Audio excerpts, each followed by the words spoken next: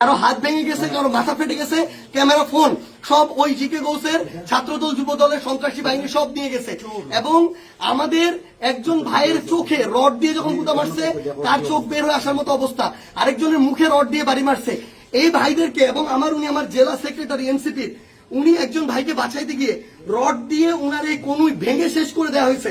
আপনারা একটু কাছে নিয়ে আসেন, আপনারা যদি দেখেন যে এখানে উনার হাতটার কি অবস্থা হয়েছে, এই জায়গায় মানে এটা ধরার মতো কোনো অবস্থা নাই। এখানে মাথায় এই যে রড দিয়ে প্রত্যেকটা জায়গায় বাড়ি মারছে।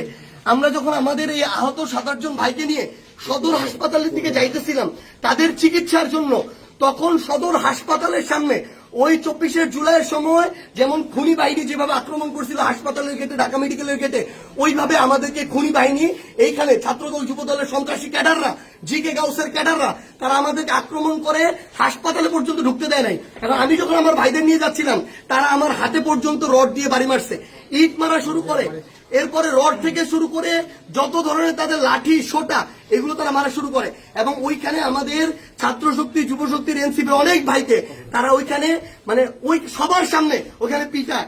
এবং আমরা এখানে পুলিশ দেখলাম, আমাদের সামনে থাকা তো দূরের কথা, আমাদের সাথে থাকা তো দূরের কথা, এত বড় হামলার পরে তারা পিছনে দাঁড়ায় দাঁড়ায় নাটক দেখতেছে। এই ছিল অবস্থা। এই যদি হয় বাংলাদেশের অবস্থা, তাহলে তারেক রহমানকে জবাব দিতে হবে। এটা কি তারেক রহমানের সন্ত্রাসী বাহিনী, যেই বাহিনী মানুষের উপরে এইভাবে শুধুমাত্র দ্বিমত করার কারণে, সমালোচনা করার কারণে এভাবে আক্রমণ করতেছে? সালাউদ্দিন আহমেদকে জবাব দিতে হবে। তারা কি এই জিকে গাউসদেরকে এই সন্ত্রাসী কার্যক্রমে টিকাদারি দিয়ে রাখছে কিনা, এর বিচার না হওয়া পর্যন্ত আমরা হবিগঞ্জে আছি। যদি পারে আমাদেরকে মেরে ফেলবে, এখান থেকে প্রয়োজনে আমাদের লাশ যাবে, কিন্তু এর বিচার, এর জবাব তারেক রহমানকে দিতে হবে।